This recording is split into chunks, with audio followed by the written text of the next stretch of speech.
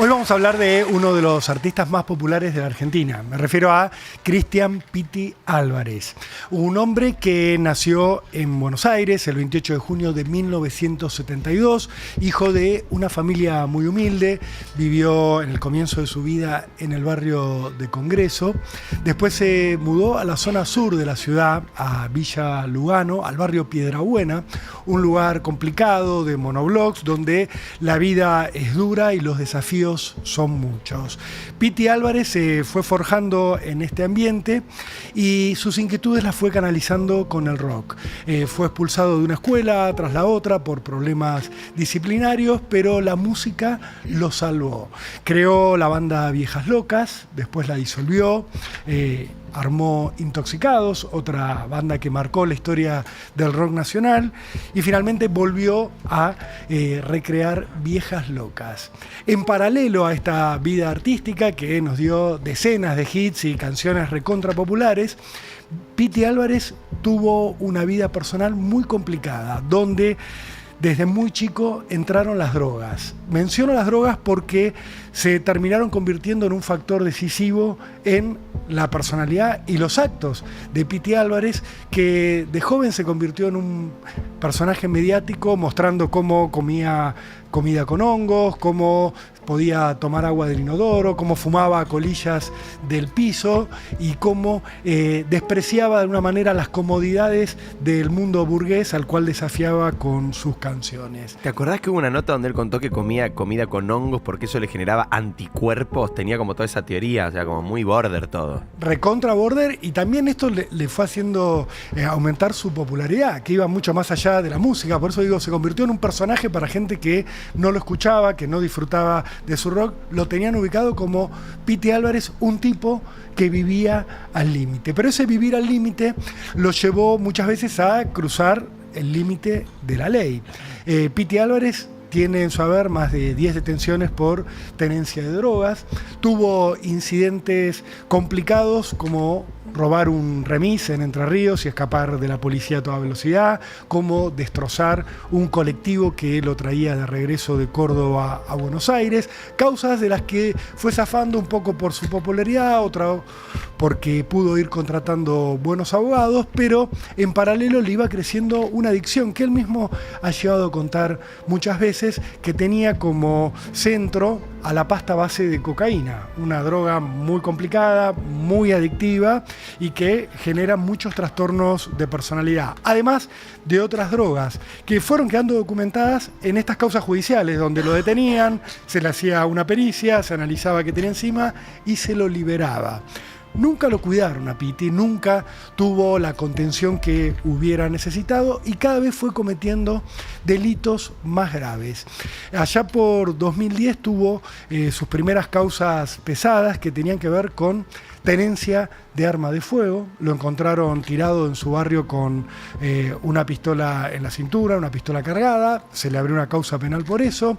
Después tuvo un incidente muy complicado con una fan, una chica adolescente que se le acercó acompañada por una amiga y por su mamá a pedirle que le firmara un autógrafo. Piti les respondió quitándoles el celular, destrozándolo, rompiendo el aparato y finalmente sacando un arma de fuego, apuntando a la mamá de estas adolescentes y amenazando con matarlas si no lo dejaban tranquilo. Esas causas judiciales llegaron a un debate donde se lo declaró inimputable, allá por 2012. Este fallo fue discutido, fue controvertido y finalmente fue revertido. Se decidió que no, que Piti tenía que responder por eso que había hecho. Pero claro, esta situación de tener conductas cada vez más complicadas que no tenían un freno, permitió que sus delitos se convirtieran en algo todavía más serio. En noviembre de 2016 tuvo un episodio muy complicado que todavía no se resolvió, que fue cuando una vestuarista y peinadora de la banda y una asistente de prensa fueron al barrio Zamoré de Villa Lugano, donde se estableció en las últimas 2 décadas, para pedirle que le pagaran por lo que habían hecho en un show en Florencio Varela, un show de Viejas Locas. Piti Álvarez ese día, quizás en una situación de consumo, las encerró en su departamento durante 6 horas, las humilló de distintas maneras y las filmó. Las chicas fueron rescatadas por un vecino, llegó la policía, lo denunciaron y esta fue una primera causa muy grave, privación ilegítima de la libertad y lesiones. Cuando se empezó delitos de graves y de alto, digamos, alto castigo penal. Claro, muchos sí, años de cárcel. Delitos que lo podrían haber llevado a la cárcel más de 10 años. A Piti Álvarez en ese momento lo internaron para que tuviera una rehabilitación. La causa quedó en un stand-by. Nadie se ocupó de seguir ese tratamiento. Piti Álvarez recuperó la libertad, volvió al barrio Zamoré. Y el 12 de julio de 2018 tuvo su evento más complejo y más difícil. Un hombre que se llamaba Cristian Díaz, que era un antiguo vecino del barrio, se le acercó para reprocharle que Piti venía hablando mal de él entre sus vecinos. ¿Qué había pasado? Tiempo antes Piti había ido a comprar droga, llevado por este hombre, le había hecho de chofer para ir a uno de los asentamientos donde Piti solía comprar pasta base, y al regresar Piti a su casa se había dado cuenta que en la mochila donde llevaba la plata le faltaban billetes. Esa mochila había quedado al cuidado de Cristian Díaz, de este remisero, y por eso Piti empezó a adjudicarle el robo de esa plata. Lo empezó a escrachar en el barrio porque no lo podía encontrar, le dijo a todo el mundo que era un rastrero y empezó a hablar de esta persona que era un tipo duro, que el 12 de julio de 2018 lo fue a esperar a la puerta de la casa para decirle: Piti, vos estás hablando de mí, vos estás diciendo que soy un rastrero, decímelo en la cara. Piti, que estaba acompañado por su novia, respondió sacando un arma de fuego y pegándole 4 tiros en la cara. Este hombre, Cristian Díaz, alias el Gringo o el Gordo, murió prácticamente en el acto.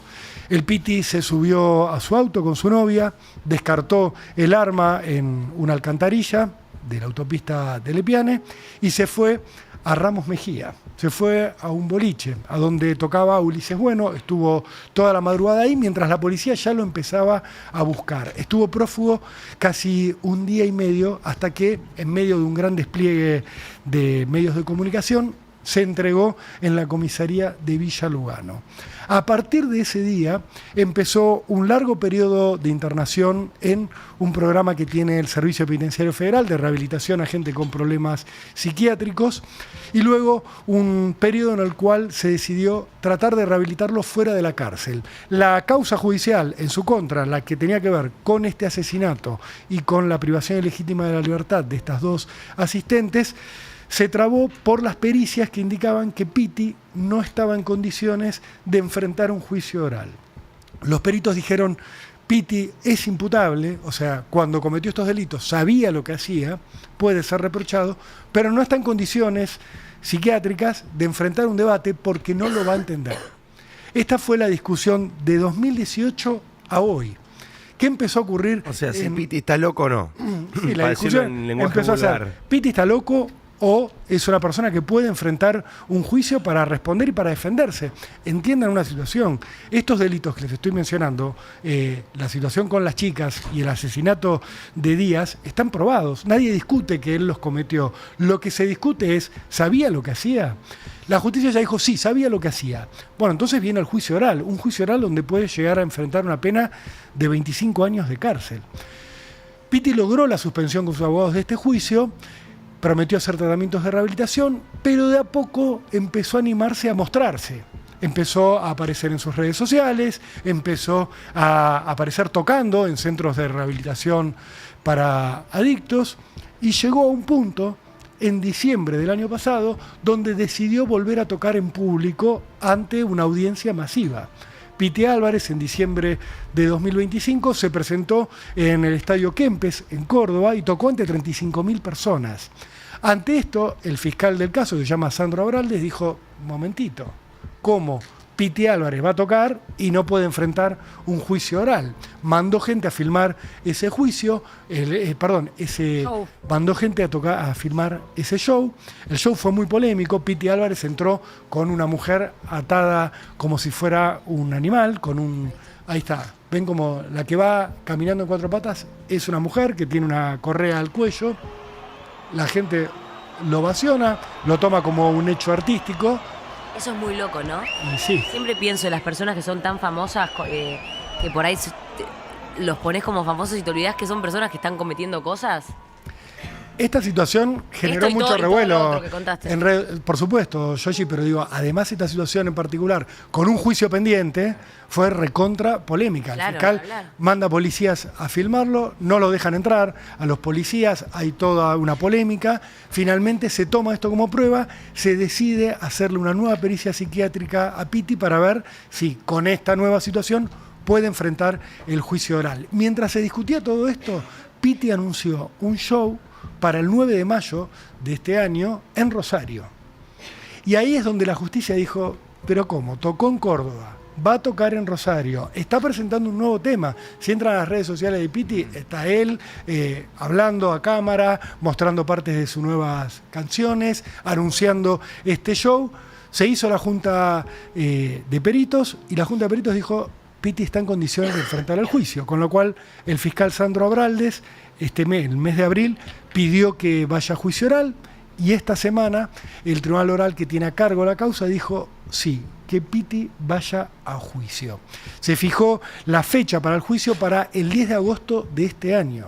Con lo cual, en este momento, Pitti está viviendo una situación muy complicada porque quiere seguir adelante con su agenda de shows, con sus presentaciones, con su vida artística, pero tiene el horizonte, miren, ahí estamos viendo el Instagram de Pitti ahora, lo que está publicando por estos días. Pero Rolo, vos estás contando algo que es muy fuerte en el sentido de hay dos hechos muy graves, de delitos muy graves, que tienen una pena muy alta del Código Penal, como son el homicidio agravado y la privación ilegítima de la libertad.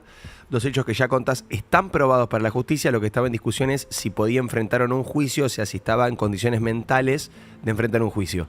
Ahora que la justicia dice que sí, le pone fecha al inicio del juicio oral para agosto, o sea, falta nada, muy poquito, 3 meses. Las chances de que vuelva a la prisión son altísimas. Sí, ¿O ya cumplió condena? No. Él estuvo un pequeño periodo en prisión preventiva. Claro. Estuvo con tobillera electrónica en la casa, pero la pena en expectativa... O sea, va a terminar preso de nuevo. No se sabe, la verdad que con Pitti nunca se sabe. Lo que ocurre es que del otro lado, porque digo, cuando hablamos de esto, y habíamos hablado en el podcast de Resumido, los fans dicen, aguante Pitti, no importa lo que haya hecho, es un gran artista, nadie lo niega, ¿sí? Pero hay una familia, la de Cristian Díaz, que dice, che, reclamamos justicia. Sí, mató. Hay una hija que dice, mató a mi papá, y yo quiero que responda por eso y que se haga cargo. Hay dos mujeres que son del ambiente del rock encima que dicen, nosotros también queremos justicia. Bueno, todo esto se va a discutir en principio en agosto de este año y otra vez el debate va a ser Pitti, con lo que han dicho los peritos, que sufre desde muy joven de una poliadicción, o sea, es adicto a distintas cosas y ha sufrido mucho daño neurológico por estas adicciones. ¿Puede enfrentar realmente el juicio? ¿Puede entender lo que pasa? El fiscal cree que sí, porque el fiscal lo ve en el escenario y dice, este tipo está bien, por lo menos para enfrentar. Hay quien dice, bueno, no es lo mismo para un artista subirse a tocar, subirse a cantar, que entender como una persona adulta lo que ocurre en un juicio oral. Cuando se hizo el juicio oral anterior por estas amenazas y esta tenencia de arma de fuego, Pitti se quedaba dormido en las audiencias. Y hay un tema, la Constitución argentina consagra como uno de los grandes derechos el derecho a la defensa en juicio. Si una persona no entiende el juicio, si se queda dormido, si está como en otro mundo, ¿se puede defender realmente? Si se vulnera ese derecho a la defensa, entonces no hay justicia. Por eso es que los tribunales le tienen tanto miedo a esta situación de lo que se llama como una incapacidad sobreviniente, que es, estabas en uso de tus facultades cuando cometiste el hecho, pero con el tiempo te degradaste tanto que el juicio no lo puedes entender. Esta es la gran polémica que hay alrededor de Pitti. Veremos si este juicio finalmente empieza y veremos qué hace Pitti, si le recomiendan parar de tocar, como para no darle más elementos a los que lo quieren condenar, o si sigue adelante como ha hecho toda su vida, acelerando a fondo, cruzando cuantos límites se le interpone y no midiendo las consecuencias. En esa situación está hoy Pitti, ídolo para muchos, delincuente para otros, para obviamente la acusación fiscal y para los que están cerca de las víctimas.